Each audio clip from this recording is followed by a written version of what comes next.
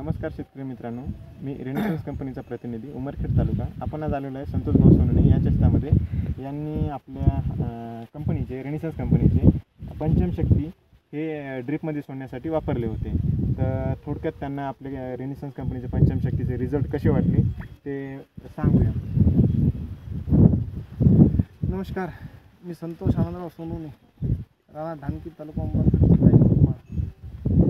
पंचम शक्ती वापरल्यामुळं हळदीला भरपूर फुटवे आणि एकदम हिरवेपणा चांगला जोमानं फुटवे काढले आणि एकदम फुटवे तंदुरुस्त आणि मजबूत होतं.